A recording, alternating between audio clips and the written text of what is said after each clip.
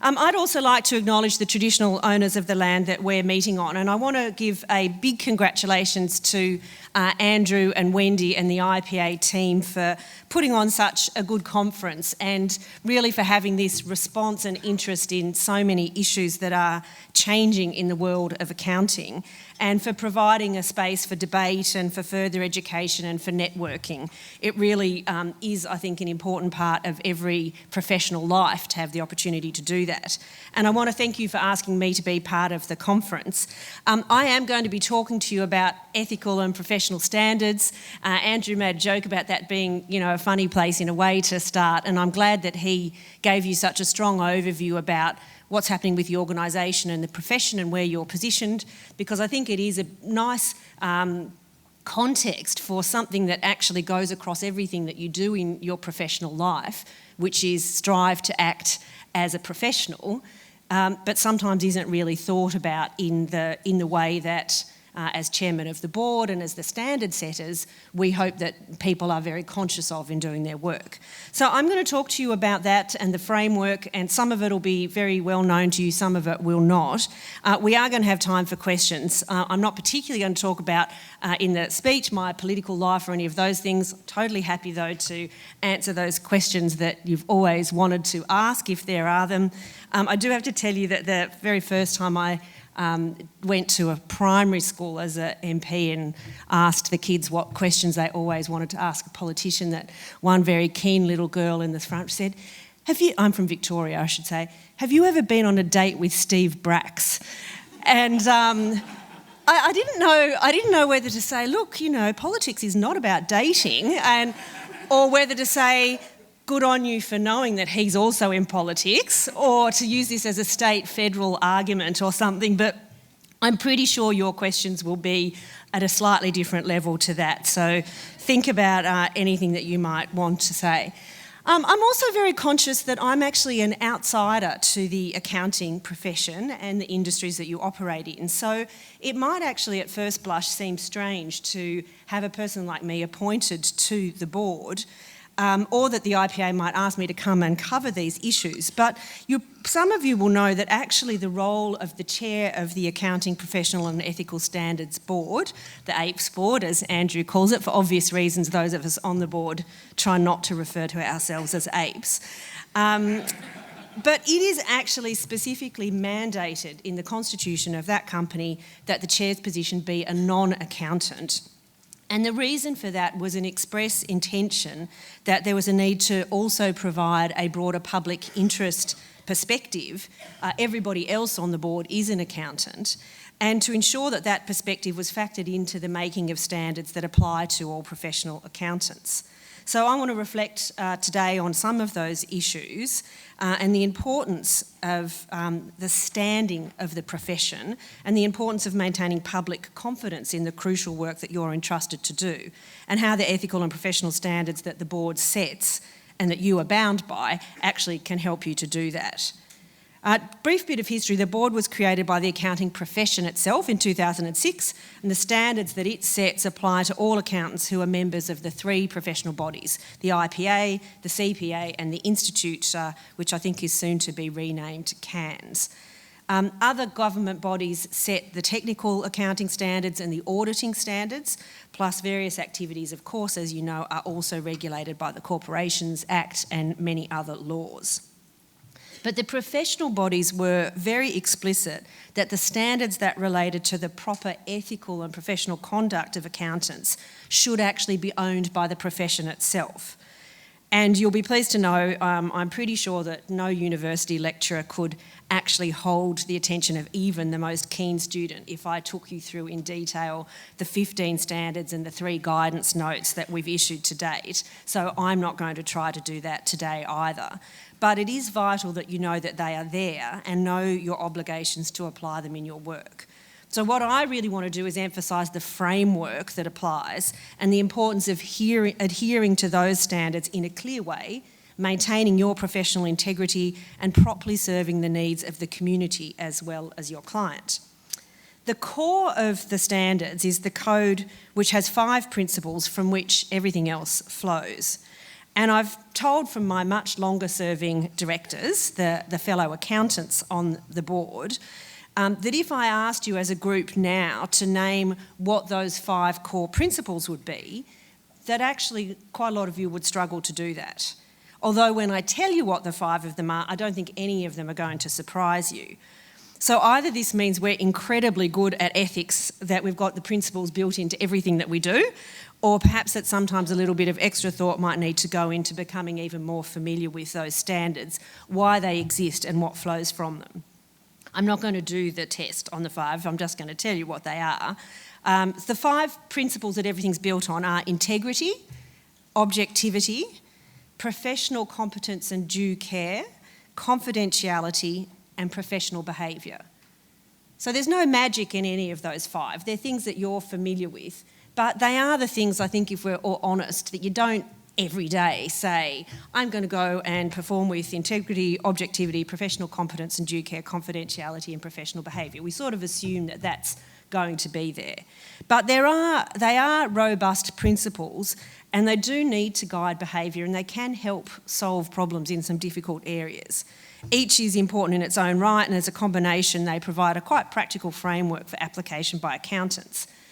But I imagine that some of you are saying, look, do these really matter? In today's world, aren't we actually all very focused on what it is our client needs, how we're going to get that done, how we're going to keep our businesses running? And I think this brings us to a really important basic question. What does actually being a member of a profession mean? And how do we measure if we are behaving professionally? So in truth, I think this is where my background as a non-accountant came in handy, because my professional background is as a lawyer. As the health minister, I used to deal daily with the challenges of the medical profession. And of course, politicians themselves claim to be a profession too, although perhaps not like all others. With this background, it gives me a world of views about what being a profession or a professional means. And if you want the status and trust that's given to a professional, you need to ensure that your profession as an accountant or as a doctor or as a lawyer or as a politician is a worthy calling. It must be something that you could only inadequately or imperfectly describe as just a job. Where you use your judgment, your skill and your integrity as part of turning up to work every single day. In all of these professions, substantial expertise is required. Technical knowledge, of course, that needs to be the base of using your skills and assisting your clients or patients. And a lot of what you're doing here in your professional development over the conference is looking at a lot of those technical skills. But is there actually something more that is demanded of you as a professional? So as a lawyer, the knowledge of the law obviously is the base skill, but there are other obligations imposed on lawyers in addition to the obligation that you owe your client. In fact, it's well known, mostly courtesy of American TV, that even by non-lawyers, of course, is well known that lawyers also owe an obligation to the court. So sometimes there are things that would benefit their client, but that a lawyer is clearly not permitted to be able to do, and they can be struck off the register, of course, if they don't act and meet their obligations to the court. Doctors are another profession who, of course, have to care for and treat their patients in front of them, and they owe them many duties. Yet popular culture is also very full of taking the Hippocratic Oath, and knowing that doctors commit to a much bigger picture in the community and a way that they use their medical skills, which is not just about the patient that is in front of them or the patient that has paid for their services. Similarly, politicians have obligations to their voters, but also to the broader national interest, and we've all seen that the ballot box can be pretty brutal if you get the balance of those things wrong. What I think as a newcomer to this profession, and I'm happy, of course, in questions for people to take a different view, but I suspect it's less well articulated in the accounting profession to who or what else it is that accountants are obliged to take account of, in addition to using their skills and to serving their client. So technical skills, of course, are one of the things, and you have to use those skills to provide proper advice to you and services to your clients. But is there some higher body that you owe that obligation to? And if so, who is it? So is it the shareholders and the market? Clearly, if you are an auditor, doing audited accounts, you are providing an assurance to a whole range of other people, and I think they're probably fairly well known. But if you're not in that work and you're providing your professional skills, is there somebody else? Do you owe some duty to the economy? Do you owe some duty to the banks that you know your clients are going to present your work to their bank every time you undertake some duties? Do you have an obligation to the broader public, or maybe to regulators or to governments? Surely anyone who might rely on your work or take heart from the fact that the professional accounting skills have been applied to the work that's been done must be owed some obligation. Or do we just mix all of those things up together? I'm highlighting these things and taking a little bit of time because that is exactly the tricky space that the board works in when it issues standards and guidance notes to the profession, because it has to tackle these issues right up front and uses the code of ethics and the standards to try to get that balance right between meeting the needs of your client and using your expertise and some other commitments that you make as part of your professional standing. So there is a code of ethics. It has an overarching, the 5 principles that I've taken you through, APES 110. There's lots of numbers in this area, you probably know, is the overall code of ethics. And the very first paragraph of that says that a distinguishing mark of the accounting profession is its acceptance of responsibility to act in the public interest. Therefore, a member's responsibility is not exclusively to satisfy the needs of an individual client or employer. In acting in the public interest, a member shall observe and comply with this code. Remember that the public's reliance on accounting information does depend, of course, on the integrity of those of you who prepare, report and provide assurance, including audits, on that financial information. And for the profession, there's a very strong collective interest in enforcing these standards vigorously, because there's a risk for the whole profession, but the risk that it will be damaged if some of your number behave unethically. And of course, the broader public impact can be quite immense. You can think of Enron or HIH, or of course even the global financial crisis. When I listed those 5 principles, as I said, I imagine they sounded quite obvious, but the question is, how do they affect what you actually do? And do you think of them regularly in your daily work? Sometimes people say, look, compliance is important just to make sure that you're not going to get sued. And of course that's true. It's important to not get sued if you can help it, but it's hardly the best motivator, and it's a much more defensive approach, not really a way to build confidence in the profession, and longer term probably not also a way of getting business either. So I want to discuss one example. The IPA's quality assurance process shows that one of the most common breaches of our standards, when there are breaches, are actually around the failure to issue or adequately issue engagement letters. So this is a matter right up front in dealing with your client. What services are you going to perform? Are there any limitations or qualifications on that a client should know about from the beginning? And importantly, what obligations are on the client to give you the information so you can do that work properly? This is the key time that you can get clear the expectations of both parties, what services you can and cannot provide, and ensure that the client is aware of these issues. So you might say, look, do we really need these standards? Don't the laws actually require all of this? And aren't there quite severe consequences if we don't comply with the law? Why do the standards, even at the broad level, let alone at the detailed one, matter?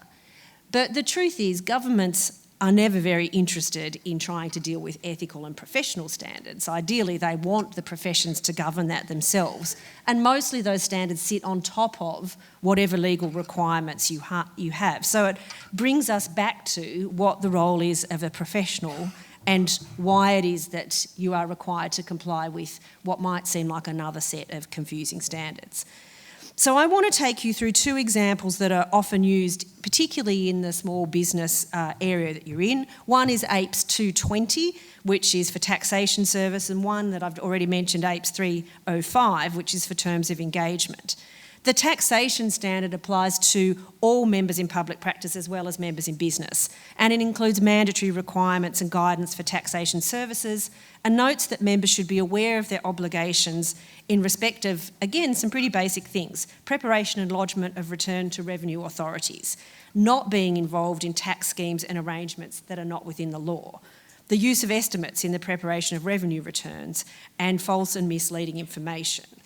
You mightn't be aware of this, but at the time that the Tax Practitioners Board developed their regulatory code, they actually looked at APES 220, and now both codes specify similar professional obligations at that principles level. Nevertheless, even although these standard like this has been in place, you might have seen reporting, in fact it was hard to miss the double-page spread featured in the Financial Review just a couple of weeks ago, of some spectacular examples of the Big Four auditors being challenged about the tax advice that they've given to very large multinationals like IKEA, Pepsi and Caterpillar. The article asserted that the Big Four firms are central architects of the offshore system and had some pretty explosive allegations, which the firms deny, arguing that they have been operating strictly within the law. Even in that coverage, I think only one of the firms referred to the codes of conduct. So there are plenty of issues in the public arena where the law might not stop something, but your professional and ethical obligations applied properly, might. And debate is running very hot on these issues, whether it's US Senate inquiries, debates in the House of Lords. There's a lot of heat in these issues in the big picture, and all of them ultimately affect the standing of the accounting profession. That's an example at the big end of town, but there are obviously examples at the other end of town too. So similarly with APES 305, the Terms of Engagement standard, it specifies some pretty basic requirements about what members in public practice need to document and communicate to the client. We give guidance on general contents, including limitation of liability clauses, and I think if you haven't looked at it recently, you actually would find those standards quite useful one. The quality review work that's undertaken by the professional bodies shows that there's still a lot of instances in public practice where engagement documents are not issued at all, let alone what's contained in them, even though that standard's been around for more than 5 years. And of course, it doesn't take a lot of imagination to see how failing to comply with these provisions could end up being a source of complaint from clients and from the public. So I think there is a concern that some of these are routinely ignored. And unfortunately, of course, history and the media are now littered with pretty serious examples of many areas of poor judgment calls or sharp practices that lead to full-blown disasters with very real consequences for the consumer. Of course, we know these are the small numbers. We know that accountants overwhelmingly are doing the right thing. It's the same in every profession, though. A few outliers can damage the reputation of everybody. And they're terribly damaging to the confidence in business and directly concerning us here at the conference today to confidence in the profession. So at one level, these professional and ethical standards are the mechanism for ensuring the protection of the profession and its own standing, and through this meeting the best interests of the client. But another level, it's also about the public or the consumer getting comfort that a professional with financial expertise and who has to comply with rigorous standards has been involved in the process so they can confidently rely on the financial information for their decision-making purposes. We've seen almost weekly reporting over the last few months of issues covering financial planning, insider trading, many issues that are wrapped up in the David Murray Financial Services Review. And all of these examples I bring up not to draw any conclusion on the behaviour in each case, but to emphasise that these are live issues that the public is interested in, and they matter to the profession as they matter to the public, in both the big picture and on a much smaller scale. Let me read you an interesting extract from a speech that was given late last year from Jörgen Holmqvist, who was then the head of IESBA. They're the international standard setting body, to provide an international perspective for you. He stated by asking, if it's true that most accountants abide by our code, but is it true that most accountants abide by our code? If so, why didn't auditors and the accountants warn the public about the impending financial crisis? I believe, Jörgen, not Nicola, believe that many people were caught flat-footed, bankers, regulators, policymakers, including auditors and accountants. They did not exercise enough professional scepticism and had not experienced anything like it before. They were swept away by the euphoria of the pre-2007 boom and were in the same situation as everyone else. These are explanations provided by audit regulators about why auditors failed to warn about the financial crisis. The view is that the cases of unethical behaviour were very few. The failings were of a different kind. However, the problem still exists. He then went on to make this important point. The goodwill created by the profession's commitment since its beginning, that is to act in the public interest, has to be continually reinforced, and unfortunately the profession is gradually depleting its long-standing goodwill, not by design, but by not forcefully and publicly making the case that the profession is committed to acting in the public interest. I thought that was interesting because it shows you that this is not a debate that's just happening in Australia, and that sometimes people are quite defensive if these issues are raised, because we know that most people do the right thing most of the time. But it shows you that there is internationally a debate about the level of confidence in professionals, and this is lack of confidence or questioning is being clearly articulated across the world, not just across the nation. And people are asking, well, what are the professional and ethical attributes of an accountant? And that debate is going to keep moving. Of course, we also need to acknowledge, and I'm very conscious of this, that most serious examples of bad conduct actually involve extremely active bad conduct by a client, sometimes with the participation, knowingly or unknowingly, of the accountant. Of course, that can be something that causes a problem, whether an accountant's involvement is active or passive. So through the IPA's own process, we know that constant looking at quality control issues, that there are areas where work still needs to be done for our standards to be applied in practice day to day. And you'd be aware that each of the three professional bodies conducts its own quality control processes. We are the standard setters, we write the standards, but the bodies each provide education about them, and the board relies on the professional bodies to have a robust disciplinary and monitoring process. The IPA reviews members that hold a public practice certificate at least every 3 to 5 years. Many of you, of course, know this because you'll have been subject to it already. Registered company auditors and self-managed super funds auditors are subject to review every 3 years, with the others more likely on a 5-year cycle. So the IPA, I think, is really at the forefront of leading a process that is now done largely online, with a quality review system where members who are selected for review are required to complete an online questionnaire, attach documentary evidence to demonstrate compliance with IPA requirements. Those responses are reviewed and a determination is made whether more work needs to be done, whether ethical practices or professional standards are in compliance, and of course there can be site visits or face-to-face interviews. You own that process, I don't need to take you through it. I'm really just using it as a refresher to explain the different role that our board plays and the vital role then that the professional bodies play in enforcing those standards and educating people about them.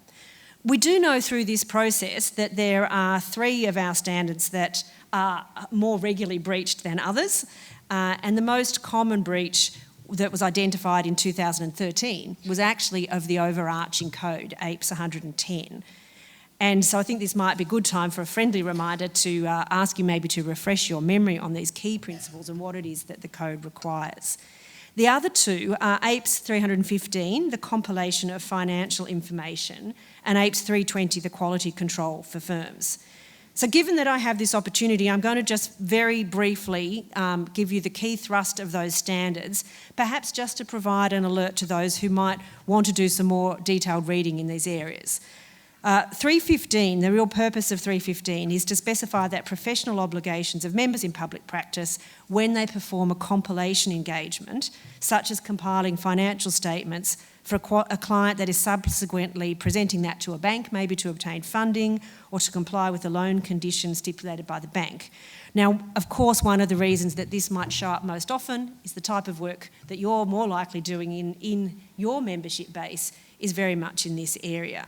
The review process indicates that there are examples where people have not obtained acknowledgement from the clients of their responsibility for the reliability, accuracy and completeness of accounting records and disclosures of all relevant information. So it's a point in time where the standards require you to get an acknowledgement from a client, and we've all dealt with difficult clients or difficult voters or difficult oppositions or, we've all dealt with difficult people. This gives you a tool to make sure you're very clear with the client right at the beginning what it is that they need to give to you. Examples of failure to issue the compilation report with compiled financial information, not always clearly stating in the financial reports that the information has not been audited, and the failure to prepare working papers that appropriately document the work performed. Given that these reports are used in situations where audited accounts are not prepared, the broader community does take comfort that an accountant has applied their professional expertise in compiling these reports. Therefore, clearly telling clients and other end users about the scope of the work that you have undertaken as an accountant is really vital. In APES 320, the quality control process for firms, this is a firm-wide system of quality control, and it's a sort of similar approach to the overarching code. It's a way that you put in place a quality control framework that you establish across a firm to make sure that you're delivering professional services. And there's lots of areas it covers: leadership for quality, ethical requirements, acceptance and continuance of clients' relationships, human resources, engagement monitoring, documentation. These are 7 key areas that if you adhere to them, it helps deliver a quality process to your clients. So please have a think about whether it's worth a short refresher, and I'll show you shortly our new website that's actually being launched today that you can easily use if you want to have a look at any of those. So with one exception, all of our standards have received broad acceptance and support from the professional bodies whose members have to apply them, through to regulators and consumers. And Andrew's already touched on this in his presentation. Unfortunately, in the very tricky area of financial services and the issuing of APES 230, the board has had the first example of a professional body, the IPA, issuing its own different standard. Although this was before my time as the chairman, I can't come and talk to you today and pretend that this has been a comfortable issue for the board, nor, I imagine, has it been for the IPA, as it's hard to see, as Andrew himself mentioned, the desirability of having differing standards applying in this area. Of course, this is complicated much further by the lengthy and changing nature of the FOFA legislation in the Parliament over the last 2 years. As an independent standard setter, you would understand the board's view, which was expressed very strongly at the time of issuing APES 230, that our standard should apply to all professional accountants, even if non-accountants in the field apply lesser standards. We do, however, understand that this frustrates some practitioners. Perhaps it comes as a price of professional recognition, as I guess I've been trying to emphasise in my speech, although I heard Andrew's concern that this risks some accountants actually leaving the profession. Since the issuing of APES 230 in April 2013, 18 months ago, more problems have come to light in this financial planning area. Think the likes of the CBA scandal, Macquarie and Timbercorp. All of these have heightened community anxiety about the quality of financial advice, and ironically they have the potential to emphasise the importance of respect for and confidence in the accounting profession and its commitment to the highest ethical standards. You also would have not been able to miss last week the Senate disallowance motion, which means that the original FOFA laws are now expected to come back into effect. And as late as yesterday, negotiations were continuing in the Senate to develop and finalise transition proposals. So I don't think it's an understatement to say that this has been an unusual area. It's proved a very tricky area for lawmakers and for standard setters alike, and it seems it's a bit of a moving feast. So I'm hopeful that these various complex developments might provide an opportunity for a rethink by the IPA, and we're certainly committed to working professionally together to try and resolve this matter. We do understand that the IPA has a particular emphasis on small business and that this has an impact on the perspective that you have taken. And whilst we acknowledge a difference of opinion, we believe that ultimately consistency and clarity is the aim and that this will assist the whole profession and the community. So I welcome Andrew's comments and certainly have the same commitment that he does for us to find a way forward on this issue. On this and on many other issues, the board's role is to try to give clear guidance in these especially tricky areas and to help standardise best practice. Breast practice might be something else, but I did actually go to a conference once when, just to divert for a second, to see how my mind is working with the flu, I did go to a conference once and when it opened up for questions, a person said, you've got a small child and a big responsibility and a busy portfolio and health, how do you manage it all? And I started the answer by saying, oh, well, luckily I have broad shoulders. And it was an even bigger conference than this, and somebody right at the back, a woman, yelled out, and great breasts. And everybody, me included, sort of jaw dropped, and this is strange. Then it was like a sort of second delay, as if you were on time delay, and everyone remembered that we were at a lactation consultants conference, that the one place you're allowed to make jokes about mothers and breasts is at a breastfeeding conference, and everybody sort of laughed nervously and got on with it. I thought, goodness me, the things you end up having. Best practice is what I was trying to say. Get me back onto the speech. We also respond to international changes, and as I said, IESBA is the international standard setting body, and we're asked to give views, as the IPA and other professional bodies are too, about their proposals, as well as then being asked to implement their standards or look at whether they should apply in Australia once they've issued standards. Our process is entirely public and transparent. We issue discussion papers, we draft standards, we hold public consultations, and we engage the profession and public in workshops and task forces. And as I said, we're able to I think that's the front page of our new website, which hopefully is easy for you to use. You can also sign up to get a quarterly newsletter. You can join us on LinkedIn. We have an app that is soon to be available. I'm not sure it's going to be the highest demand app in the App Store, but it is good to be able to have those standards on, at hand. And a lot of the guidance material where you have draft engagement letters or draft what should be included in a compilation report, they're actually very practical, and they are designed by practicing professionals. So they hopefully will give you some information. I think that's what the app will look like. LinkedIn, if you want to join there, you can see updates from our technical directors. That's also useful if you practice in a particular area and want to make sure you're consulted if there is a new standard that's being talked about. I think it's clear from Andrew's presentation and from everything that's going on in the world that the accounting profession does have lots of exciting changes in the future, and the IPA is positioning itself to be a leader in technology, an international player, looking at the globalised world and the position that accountants can hold. And I think this engagement as an advocate on behalf of small business, if I can just put my previous hat on as a minister, having bodies that are able to represent a much bigger section of the population, particularly when they're small players, I think is actually really, really vital, and you will only be able to influence things more and more through that work that Andrew is leading. As the work of the profession continues to change and evolve, the core principles of acting professionally and ethically will not change. The standards and guidance notes, however, might need to change to remain contemporary and to be useful for the profession and to maintain and improve the standing of accountants in the community. And we are certainly committed to playing our role as the board in helping to deliver on that. Please enjoy the conference.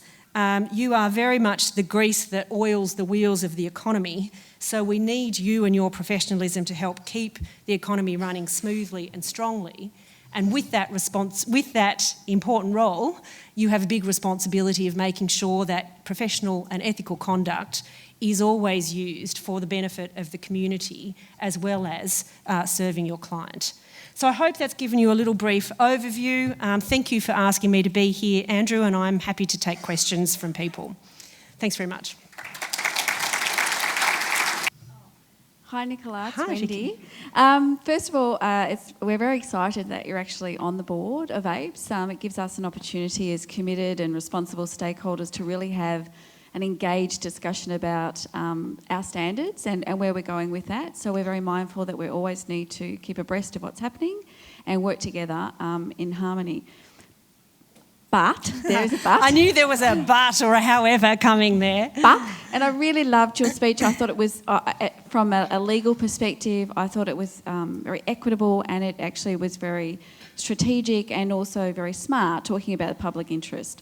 I suppose I will pick you up on the fact that when you talk about the GFC and you talk about Enron and you talk about CBA and Macquarie and Timber Corp and the major banks, none of those are small to medium businesses that are causing those problems. I know, So- but Wendy, that's partly because I'm being polite. I know.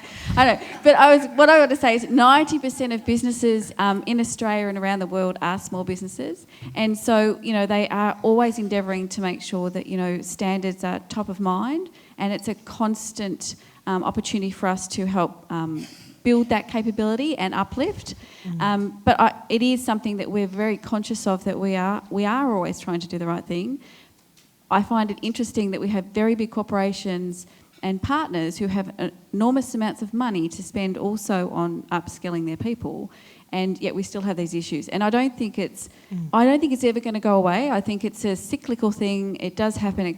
It's ongoing, and we have to be really vigilant and alert and diligent about how we actually manage our standards, because as you say, we are valued providers of finance, and when you look at a respect table, bank managers are right down the bottom. They used to be at the top, and accountants are at the top. So we don't want to dilute that. I think politicians are even lower than that. Yeah, I think what I'm finding they're with car salesmen. What I am finding though is, as a former politician, you go back up the hierarchy a bit. People say all sorts of nice things about you that they never said when you were there. So I'm learning a new thing. Look, I think I absolutely take your point, and that's why I wanted to emphasise that I understand that the IPA is being very upfront about trying to develop a niche which is much more actively engaged with small businesses and those people that are providing advice to small businesses. And I actually think that's why this whole FOFA and financial advice area has been so complicated, because there are some very big players with very clear interests, but there are a lot of small players, and ultimately there's also a lot of individual consumers who rely on that different advice. So it is one of those unusual areas where you can't just go to one section of the economy or the profession to find out what might be right. It actually has lots of different perspectives and lots of different financial arrangements and lots of different interests. So I think it really just underscores that there is a tricky area there. Of course, everyone would understand why people defend their own positions, but I think we're going to see a lot more change still from the government perspective, and we need to make sure that we've got a clear, confident, engaged, respectful process to try to work through this.